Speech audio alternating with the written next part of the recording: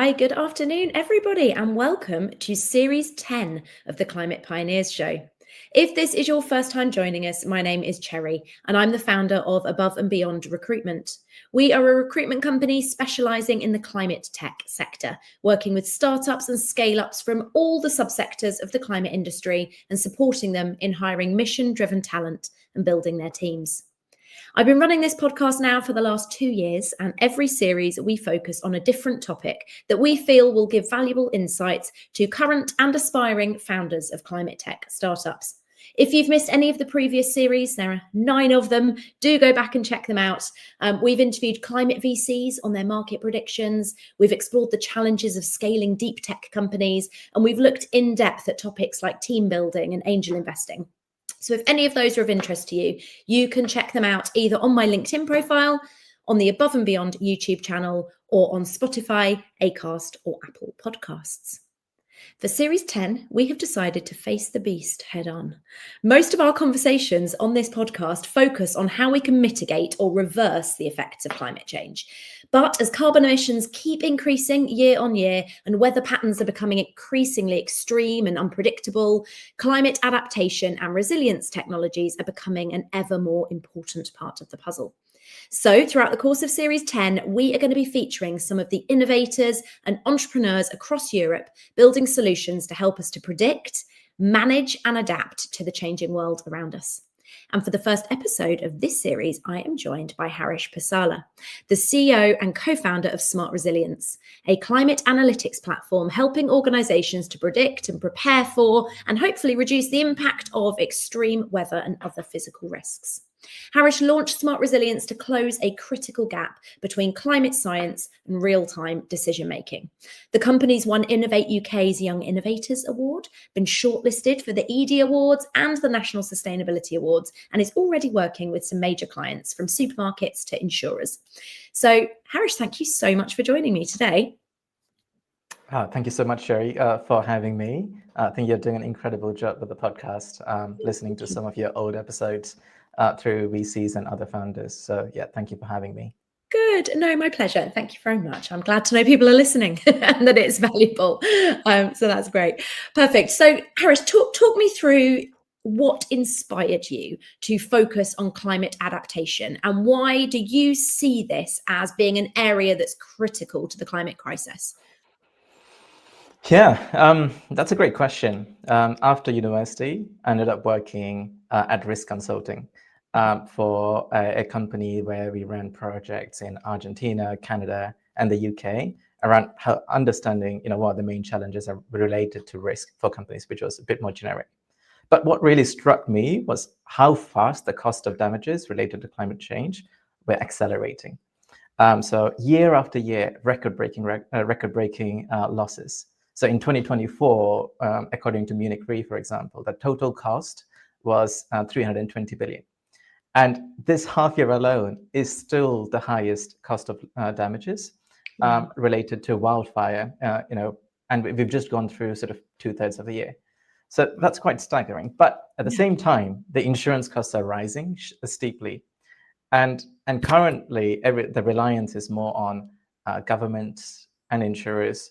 And for me, this is quite unsustainable. So I thought we can't rely on this purely. That inspired us to focus on climate adaptation before it was even a phrase, creating tools to help organizations in critical sectors like hospitals, schools, manufacturers, food supply chains to become more resilient. Because at the end, it's making sure that we have a resilient and sustainable food, a place to eat, a place to stay, a place to live our lives, along with the good work that's being done in terms of reducing carbon emissions already. Yeah, that's amazing. That's fascinating, that statistic. And you're right. Yes, a huge piece of the puzzle then is not just how do we insure against it, but actually how do we try and stop it happening in the first place? Yeah, perfect. And so can you talk us through your journey to entrepreneurship? Because you have had a really interesting path. You mentioned there about risk consulting, but, from engineering reservist in the British Army to climate tech founder, talk us through that kind of that squiggly path that brought you to where you are today. Oh yeah, absolutely. It was a squiggly path. And yeah, I mean, the unconventional path is also because I never wanted to be an entrepreneur growing up. I grew up thinking I'll find a job in engineering at a big company, through a graduate scheme. But as I started going into university, I realized I was always quite opportunistic. So going into the careers fair, there was a stand with the British Army where they said, we can teach you life skills and leadership skills. And I said, I could do with that. And they gave me, I didn't quite realize how hard it was going to be until after I signed up, but I was already there anyway. But it really taught me the grounding in resilience, leadership, and grit. And you'd hear grit a lot in entrepreneurship. In that, if you're in an exercise for weeks and you've only slept for 2 hours, you haven't eaten much, you haven't had a warm meal, and it's rain, it's cold, being in the UK outdoors, it really sort of helps you learn about who you are when things are difficult and how you work with others when things are difficult. But I've also worked in automotive and a number of other organizations to really learn more about myself. But I've always sort of liked adventure broadly, sort of learning to kite surf, to learning Latin dancing, to teaching Latin dancing, to representing the army for paragliding. But 10 years ago, I was in Russia, out of all places, where I met my then co-founder, who is also like ex-army. And whilst I was still at university, I started working with him on small consulting projects, and he offered me a job. But then that was when I had a first-hand look at what it's like to work for a small company, get past the bureaucracy of a large business, and really believe in the passion and the people you're working with. Yeah. But what I realized at the end was we needed a product business rather than a consulting business. And that led me to SmartResilience. Oh, amazing. I love that. And that's such an interesting path. And I loved what you said about joining the British Army Reservists, and that, I didn't realize how hard it was going to be until I got into it. And I feel like that's a phrase that could be applicable to any founder, that, it's that naive optimism of, yeah, I'm sure this will be fine. Oh God, no, it's really hard. Yeah. So that was a good training ground for you, I suppose. Perfect. Yeah. So those sort of early days then of getting the business off the ground, right, where you've met your co-founder, you've developed an understanding and appreciation of that risk landscape, seen the kind of the gap in the market, realized it needs to be a product company. What were those early days like actually getting that business off the ground? Because it was early 2020, right? So lockdown business. What did those first months look like as you're building out that MVP and, getting the business up and running? Yeah, I think that was quite an intense time. Again, you mentioned sort of naivety. You go from being an optimistic founder. You set something up in company's house. It's all quite exciting. You tell your friends that you just started this, and everyone's sort of excited for you. And then it really hits you in terms of when it comes to sort of how frugal you have to be, and actually going out and winning your first customer. So late 2019, sort of early 2020, lockdowns were beginning, and we were trying to get the business off the ground in a world that suddenly had gone remote. And we built MVP, and we found like early traction. But the focus was very much on how do we make climate data or even weather and make all of this more into something that's a lot more actionable that organizations could use day to day. One of the biggest challenges was not technical. It was more cultural, in that most clients didn't have budgets set aside for climate resilience. Right. So, they're used to short-term sort of insurance cycles. Typically, an insurance policy is 12 months, and you would never get fired for buying more insurance, right? So when you don't have that, why, thinking about long-term climate adaptation, which might be 5, 10, 20, 25 years. And again, thinking about 1 in 100-year risk, meaning that could happen tomorrow. But it's also having that long-term strategy. And without the lack of all of that with many organizations, making the case that resilience wasn't just a nice to have, that it was the only way to sustainability as an organization forward.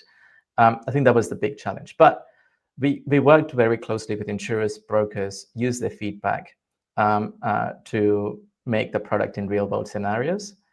But looking back, and the hardest part was working with organizations to invest before the crisis hit. But that sort of shaped our business from that point.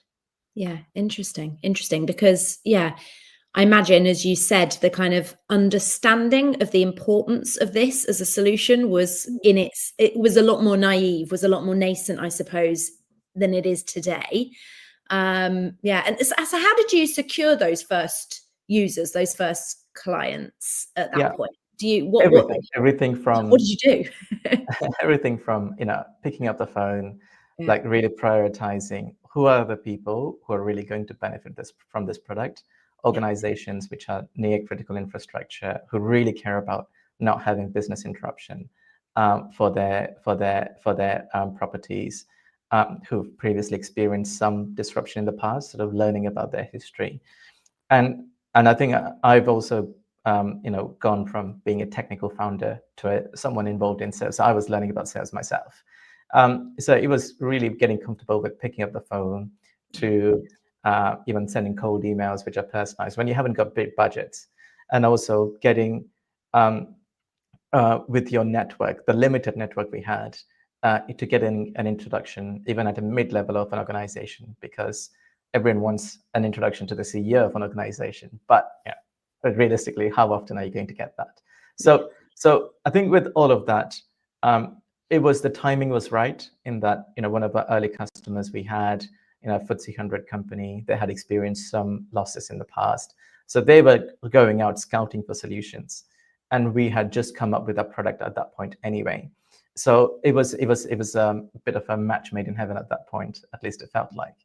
But then when you take it into the real market for others who didn't have the same challenges, I think that's when it became a lot more challenging. Yeah.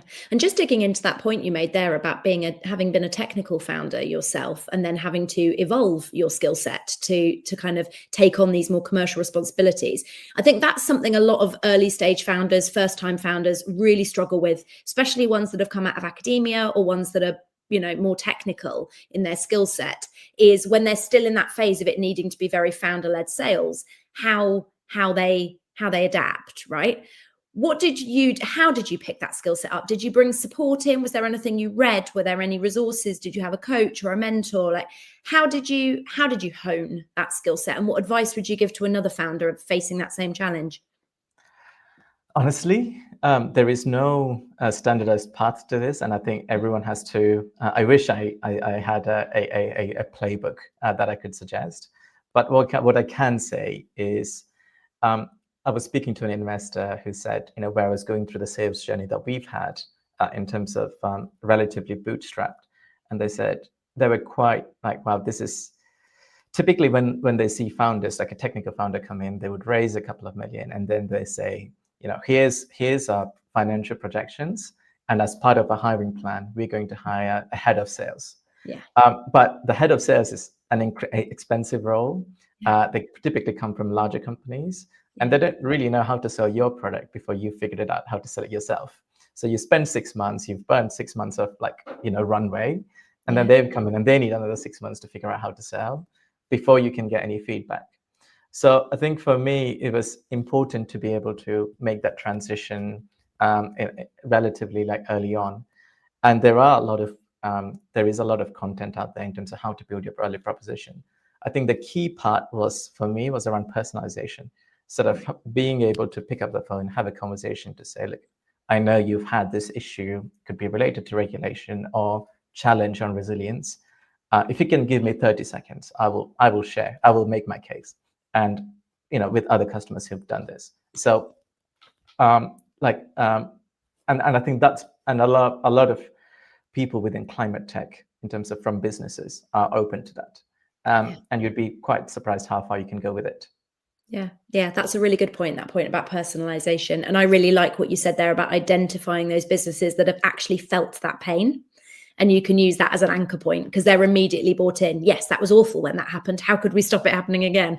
And that's such a smart hook. Okay, that's brilliant. And how have you seen user feedback influencing your product as it's evolved. So how different is the Smart Resilience platform today from when you initially launched it? And how have you pivoted, changed, evolved it along the way based on what the market signals have been telling you? Oh, absolutely. So we've changed the proposition, or we've adapted like ourselves, like a few times. In that, when I mentioned, I think the early product itself was to partner with insurers to deliver this as an add-on. So when you buy an insurance policy as a business, you can get Smart Resilience as an add-on to also help reduce the cost of damages. And we spent a lot of time and effort, good couple of years building some exciting partnerships with big insurers and brokers. But the challenge was that we were making our lives very difficult by having to work with the end business, the insurer, sometimes the broker, and we were spending 12 months on each deal, and all you needed was one person to move on from their job, and the whole thing fell apart, and that wasn't a very good business model. So I think we had to rethink and really go directly and solve the problem for one person within a business, and then a team, and then expand it in an organizational model. So, and typically that, what I've learned, is related to regulation, or if you can help improve the sales quota for one person or reduce the cost, in terms of looking at something broader. And we've then pivoted to from a model where, rather than just talking to customers about reducing the cost of damages, there was a new regulation which came in 2022-23, where companies had to quantify their risk first and develop a strategy. And we changed the platform to be able to do that, because that way, on day one, they had value in that we've helped them make something that's really difficult to something that's really tangible and usable. But we've also had this model on they can work with us throughout the life cycle to reduce the cost of damages. And the existing tools also, we realized, were built for banks and insurers. So climate data being used to charge what a bank should price, what an insurer should price. But it doesn't work if you're running a supermarket in Hull or a hospital in a different area, because if the climate data says your site is too exposed, you're going to be affected by like 2-meter depth, flood depth. What are they going to do? I mean, a lot of the times it's to sell off, but what are the residents of Hull going to think if they haven't got a hospital or a supermarket, right?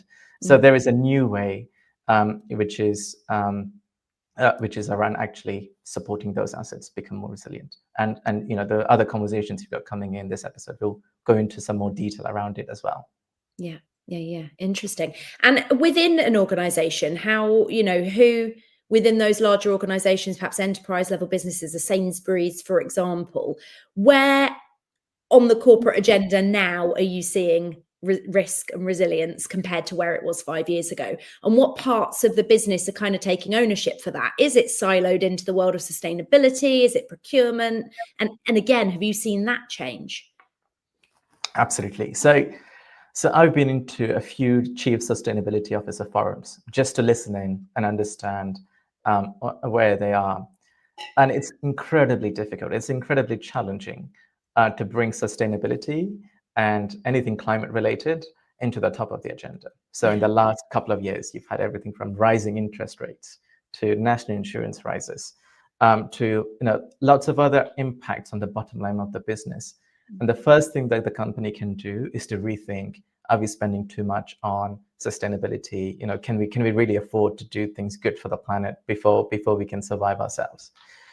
But in the last couple of years, I mean, what's changing is that before, adaptation was seen as a bit of a defeatist model, where you've given up on reducing carbon emissions, so you're thinking about adaptation.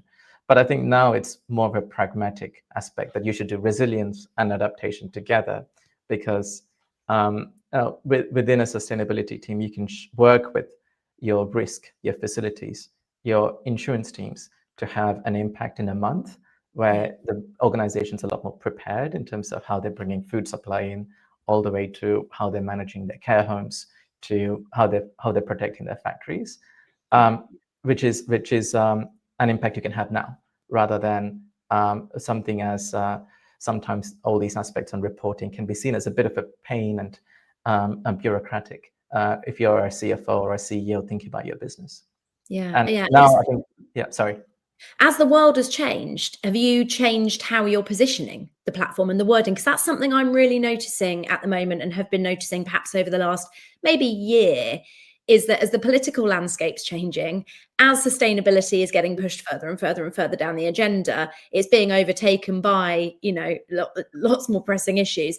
How climate tech companies are positioning themselves, the wording that they use is having to change. Ultimately, their service offering, their product isn't changing, but how they position it is.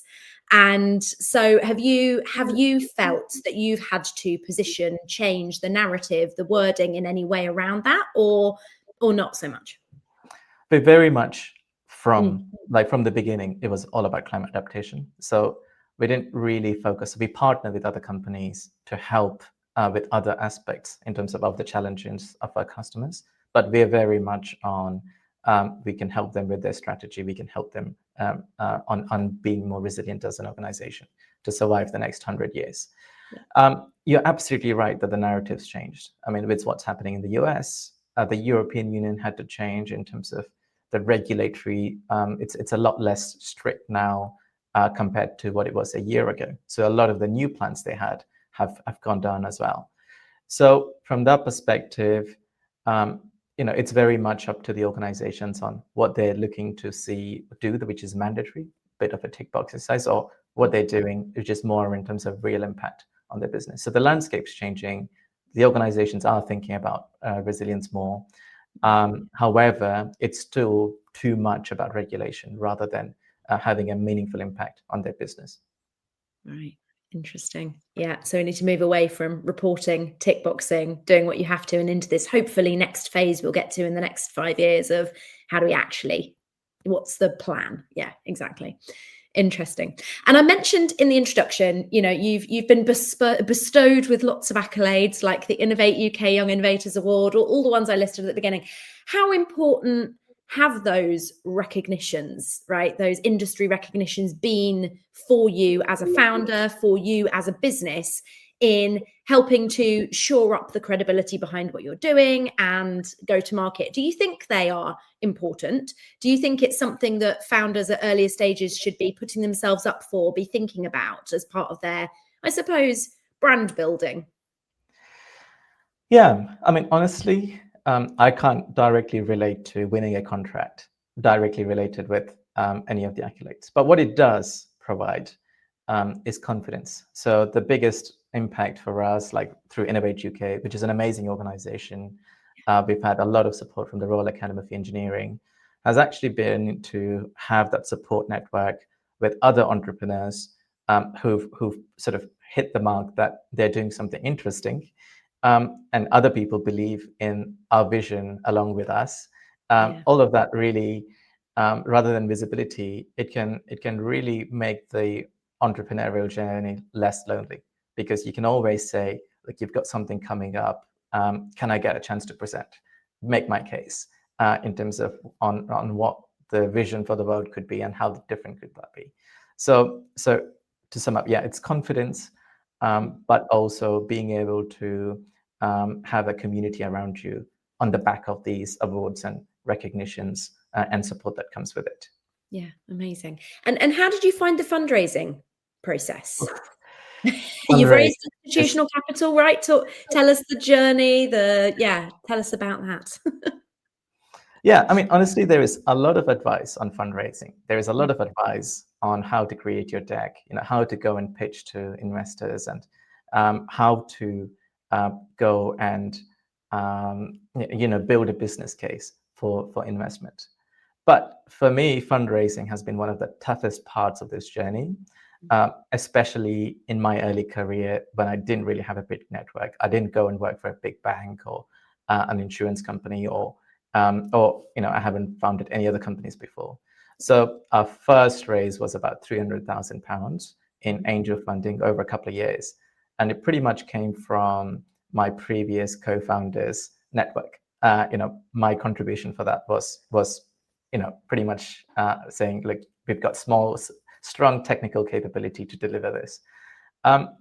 But and I'm really thankful for that. We did pitch to angel syndicates and other places, but I'm also I found that quite challenging to raise money from, mainly because they expect a lot of existing. They want to have 90% of your fundraising done before you go and pitch at the event, and a number of places do ask you to pay for it, which I don't think is very ethical either. But what made those angels so valuable is that they weren't there to write just a check. They were there throughout the journey, which I think is quite different from VCs who have a number of portfolio companies. Angels typically make 2-3 investments a year, and they introduced us to people they know within insurance. They introduced us to other investors. One of them joined the board and came to all my customer meetings, and gave that constant feedback. So when I had a tough time to say this whole thing's is really difficult, rather than worrying about how am I going to lose my money, they would just say, look, you made it this far, you're really going to do it. So I've had that support throughout, being a solo founder. But I guess in 2024, when we made a couple of successful pivots, the business really took off. We won some really exciting deals with FTSE 100 companies, and we had a lot of traction, multi-year traction with them. So at that point, we had our first institutional investor in One Planet Capital. They're really fantastic compared to other term sheets we've received, other investors we spoke to, because they weren't bureaucratic. They were really like entrepreneurs who really understood in terms of the meaning of sales cycles, the meaning of the key parts of the business which have to work to make this business successful. And even during board meetings, they haven't gone to say, they haven't focused on vanity metrics in terms of like, why haven't you pitched at this event or that event? They really focus on, which customers are you talking to? What are your challenges? How can we help with? And for me, that was really important to have a supportive voice in an institutional investor. And was that something that you intentionally looked out for when you were speaking? I'm assuming you spoke to multiple investors as part of that fundraising process, making sure there's a good fit on both sides. I suppose, how did you know what to ask investors, and how did you know to look out? How did you know they were going to be good? Yeah, I think sometimes it's probably just chemistry in terms of, I know from sort of 4 or 5 years of hard work in that what was important.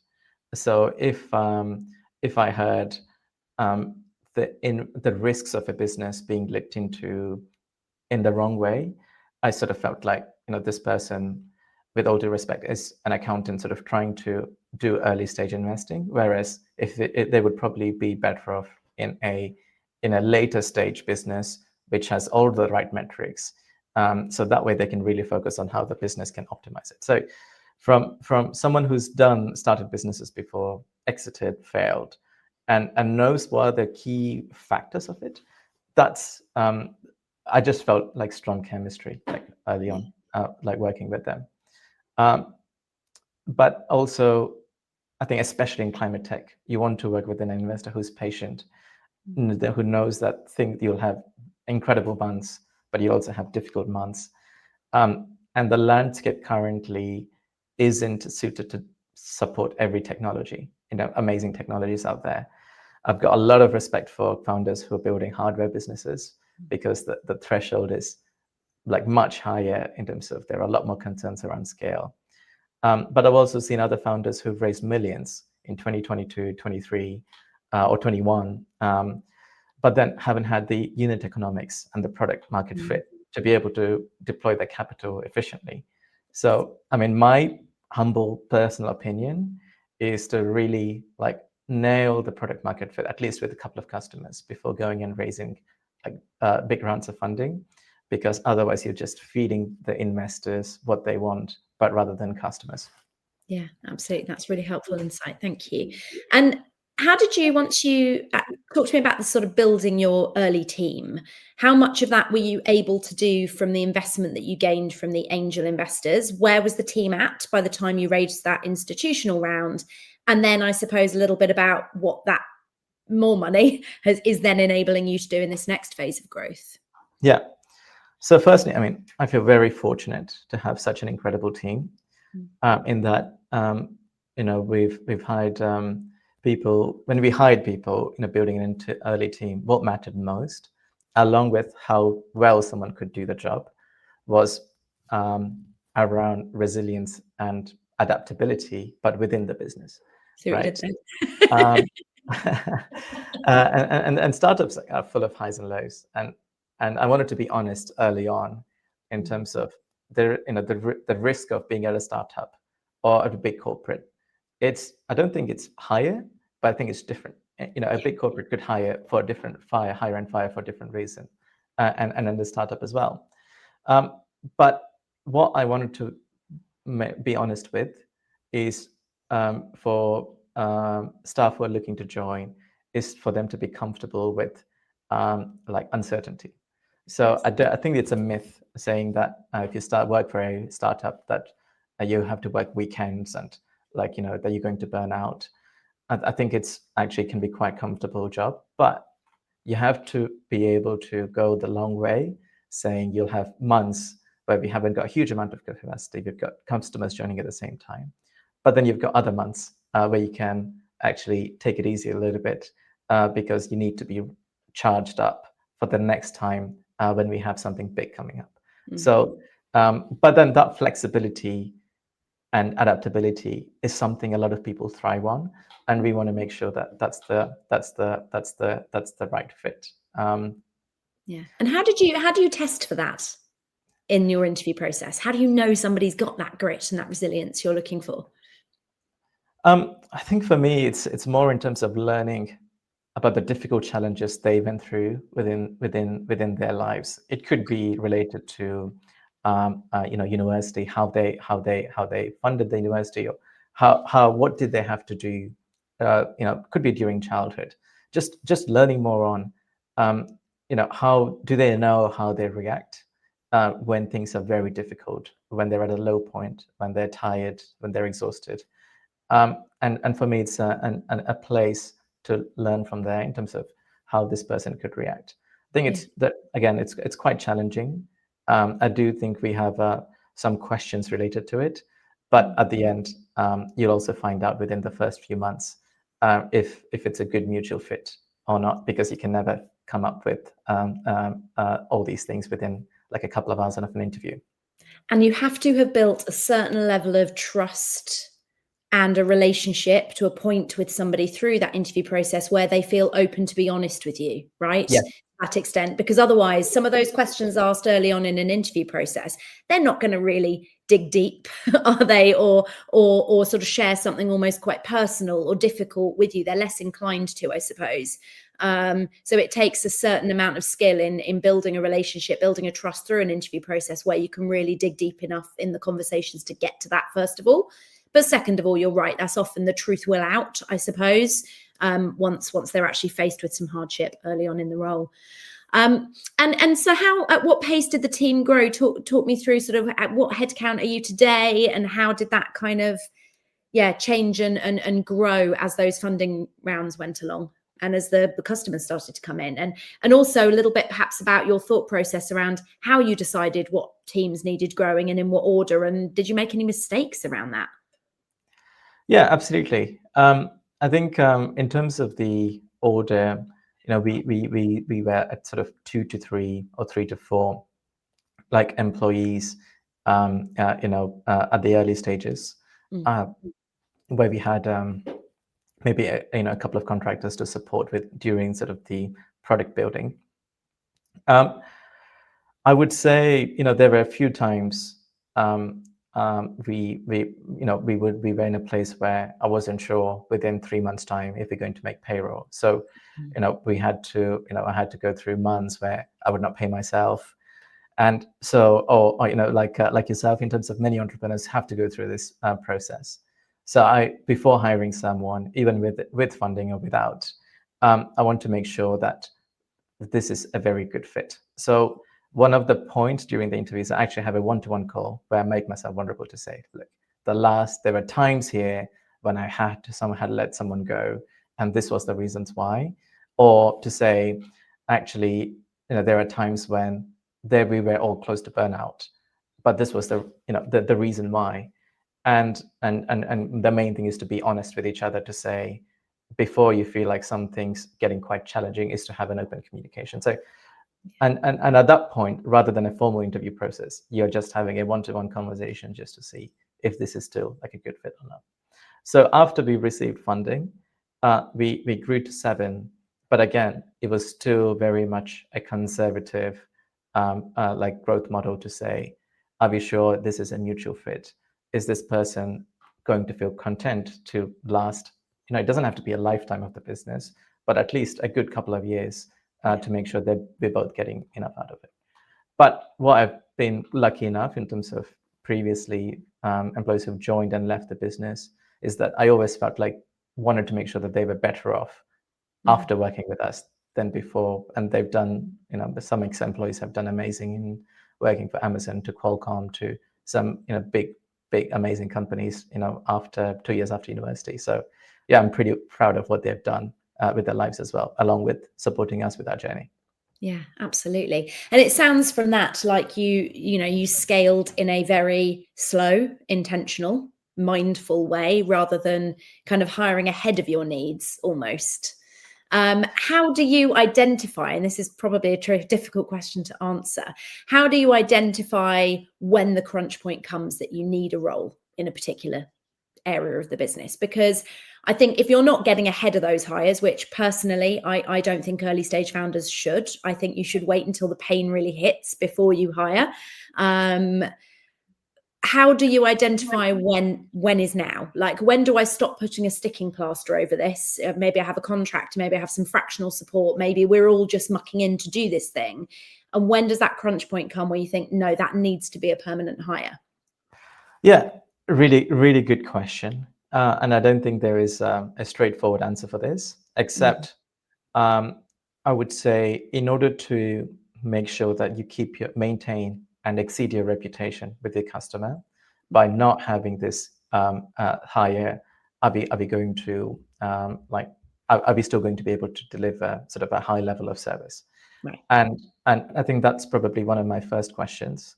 And the second is this something that sort of certainty versus uncertainty? Like, so if there's a lot of uncertainty within the role, in that it could be actually selling a new version of a product that we've never sold yet, finding someone to learn about the product, learn about the vision, to be able to sell it, it's really tough. But so those types of things, I would like to do it myself and then sell it. But where we really understood that we need someone to come in, let's say for climate science, to be able to do this specific part, then we know what we need. We know this is an important aspect for the customer. Then we can hire to be able to do more defined roles, rather than a number of roles within early stage companies are quite undefined, a bit like a Swiss Army knife. It could be anything. You do want generalists, but it's quite hard to find people like that. That's brilliant. Okay, so there's 2 things there that I thought were great. The first one then, so at the point at which it becomes existential, like, when can we not deliver? When is our delivery to our client being held back by not having this person? That's when you hire. And then ensuring that it's for a role which is known. It's a set of responsibilities that somebody in the business has been doing. You understand what it takes to do that job, and it's very clear the requirements for that role, rather than a sort of an experimental new role. Yeah, absolutely. And sometimes VCs want to ask you to hire 10 people, PhDs in climate change, just to make your next round easier.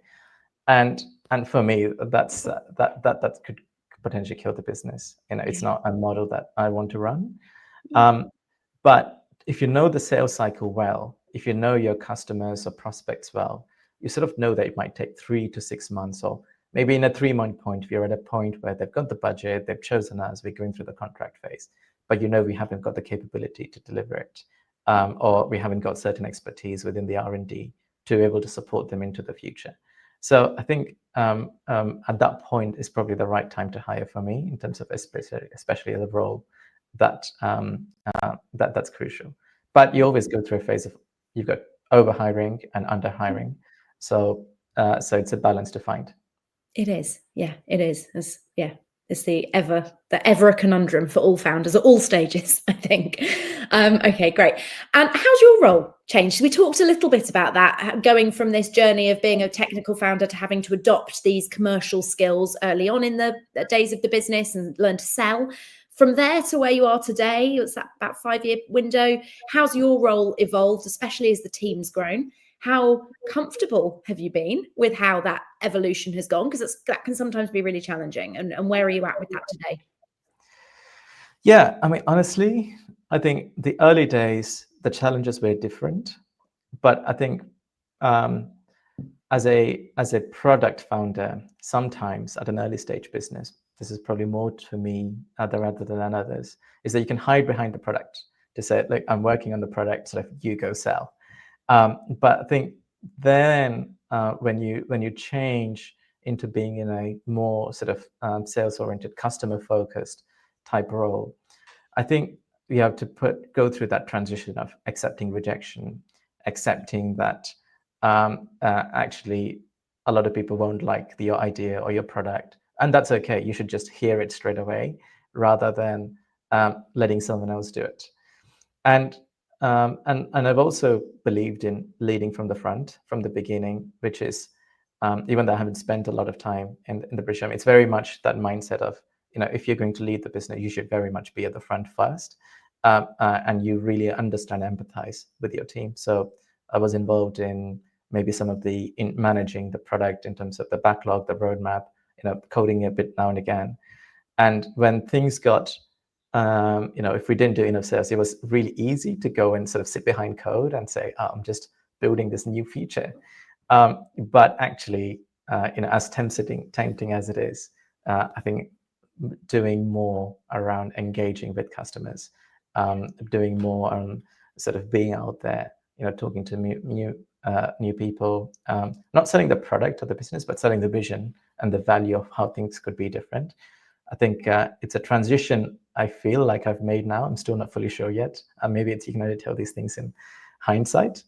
But I think I also had a lot of support from mentors. I've had typically 5 to 10 mentors where I would be stuck in an RFP of the sales cycle, and I have absolutely no idea what to suggest here. And they would go, I've been on the other side of an RFP, and this is what you need to do. Yeah, and also you need sort of supportive employees and even sort of your partner in life as well to support you with like all these challenges to make that transition as an entrepreneur. Where did you find those mentors? So those people that you could phone in a crisis, and were they your angel investors? You mentioned they were really involved, or where else did you source mentorship from? Honestly, so I went early on into my university alumni group and just tried to email people to say, look, I have no idea what I'm doing. I've just, it's been a couple of years since I left university, and I just need some help. But then you also have, I'm not sure how much I believe in sort of accelerators who take a big chunk of equity, but the Royal Academy of Engineering, they've got essentially an amazing accelerator where they don't take any equity, but they've also got fellows who are all engineers who've done well in their lives. You can ask to be your mentors. Okay. Angel investors, a lot of them are too busy, but there might be some who've sort of made an investment, but they also want to be involved because they've run the company before, or they're looking to be sort of close to retirement and just want to have a portfolio of companies they work with to keep their skill set sharp. Yeah. So there are different ways, but I do think a lot of people are happy to help. And I've had maybe tens of people that I've reached out to who at least have given me a call to say, like, I've been there, this is tough, but you can get through it by doing X, Y, Z. Yeah. Some of the advice might not be useful, but it's for you to go and sort of figure it out. Yeah, amazing. That's brilliant. And looking ahead, how do you see the climate adaptation and resilience space evolving in the next 5 to 10 years, and what are the kind of hopes for how you see smart resilience playing in that landscape? Yeah, I genuinely think it's a really exciting time for adaptation. I mean, at one part of it, it's quite scary. You look at the impacts that are happening, and this isn't just technology or just data or statistics, and the real people being affected by it. Yeah. For me, it does keep me awake at night, knowing that the forecasts aren't 100% accurate. Because we're looking into the future, without a crystal ball. So that I find quite scary, and also sometimes when you look through the data and you sort of think, wait a minute, a lot of the food we get won't be available like in 20 years time, or the way we live now is going to be very different in 20 years time. And that comes with a lot of responsibility for a society. But currently the conversation is very macro. You'll hear like trillions needed to protect countries. A lot of governments, agencies are blamed for a number of these things. But I think people, organizations, and as a society, we need to take a lot more ownership of adaptation ourselves and not leave it for other decision makers. And I think there are a number of small, medium-sized enterprises, working with governments and larger players who can innovate. I've heard, the podcast on Airx in terms of what they're doing around heating, for example. Yeah. Really, really interesting solutions. And we're seeing everything from drought-resistant crops to nature-based sort of flood management, and even sort of business-to-consumer solutions out there. Yeah. But what I do think it's changing in terms of, especially when it comes to critical infrastructure like food infrastructure, supply chains, there's a lot more understanding of it in terms of the problem now. And I think from a smart resilience perspective, the sector is where cybersecurity was like 10, 15 years ago, where cyber risk was in the risk register, but no one really did anything about it, apart from installing antivirus on your Windows computer. But now you see the news, how the market is changing, and companies really started investing into it after they've had repeated losses in terms of attacks. And I think climate adaptation, in a way, is heading in the same direction in terms of where I think smart resilience can be that decision support layer, so that organizations can really think through by making very large decisions on where they need to invest and how they manage their supply chain, to really use data-driven strategies and be able to protect their staff, customers, and the business really long term.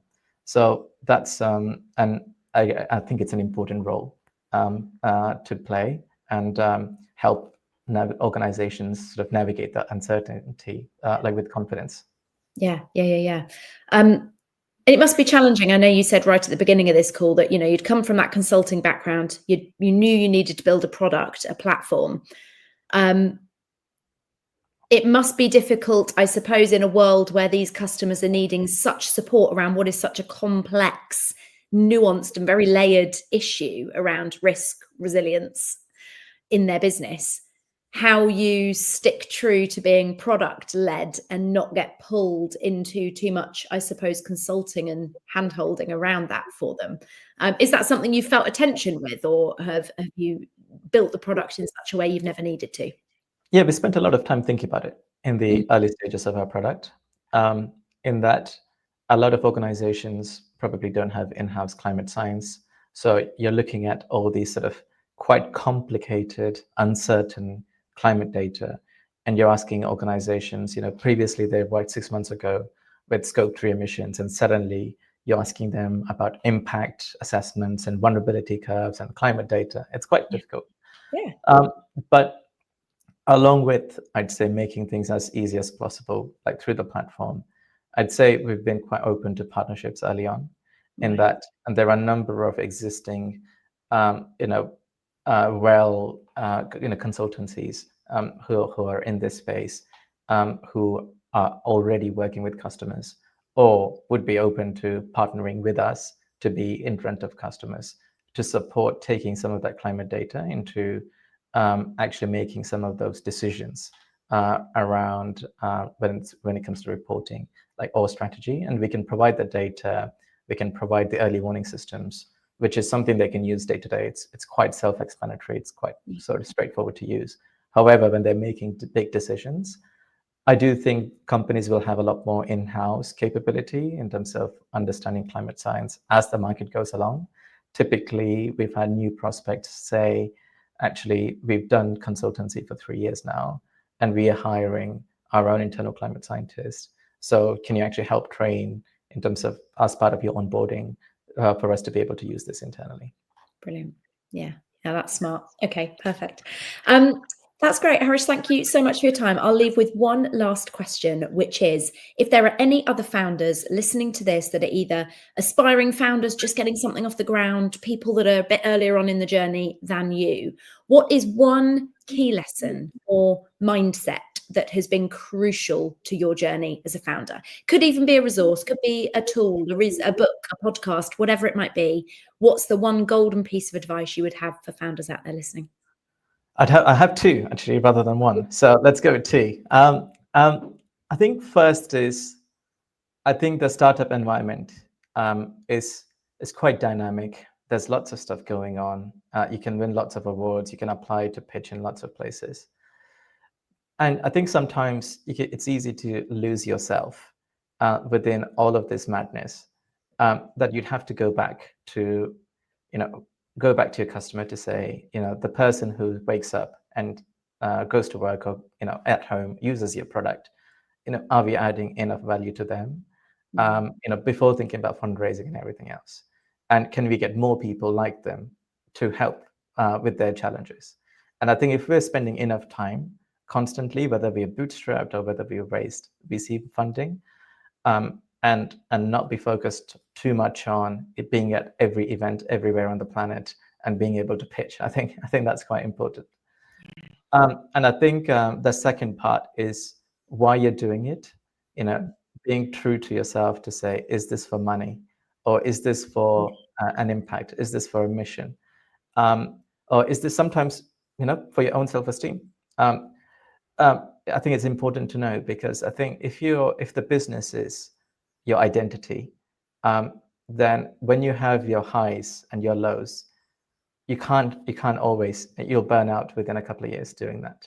But I think if you have a life outside the business, could be hobbies, could be spending time with your sort of friends, family, or it could be anything else, where you're true to, the business is one part of my life, but I've also got a life outside it. And if the business goes bust one day, I'm not going to be crushed. I mean, you will be upset, but your whole life won't fall apart, where you don't know what to do apart from starting another business. I think that's also okay. But for me, it's, in order to be able to do this marathon for 5-10 years, is being detached from the business, let other people run it, let other people do things, and not be too protective about it. I think that is absolutely crucial, especially in that part of having the humility to know when you're no longer the person to steer the ship. Because actually the hallmark of having done a brilliant job as an early stage founder is that surely at some point the business should outgrow you, right? Not always, but often. And I think that's one thing that founders can really struggle with, is knowing at what point that time comes and having the humility and the self-awareness to go, actually, I need to step aside or step back in order for this thing I've created to flourish. And that's that second part there that you just talked about, that getting comfortable with the why, what's in it, why do you really want to do this? And making sure that your entire identity and ego isn't just wrapped up in your role as the founder of that business is a really important part of that. So yeah, thank you. Yeah, and I think you mentioned about podcasts. I spend a lot of time listening to podcasts, probably about the successes and the failures. Yeah. Maybe like yours. I've listened to sort of Secret Leaders, which is, again, on entrepreneurship, the more US focused, sort of how I built this. And I think the ones I liked from yours were especially on the VC side of it, but also on the founder side, what that journey was like. And I think also have a community around it to be able to sort of support, anyone who's on the earlier stage from me. I have a number of conversations like every month, but also on the later stage to listen from them. I think by having a stronger community, things come up. There is no one else apart from other founders who can empathize with it. You can't share everything in terms of the different difficult challenges with your investors or your team members. Yeah. And it's good to have that support network to be able to do this, especially more importantly as a solo founder. Yes, most definitely. Well, Harish, thank you so much for your time, for your insights, and for sharing your journey with us so openly. I really appreciate it, and I'm sure everybody out there listening will have taken something away that they can learn from and hopefully implement and think about in their own businesses.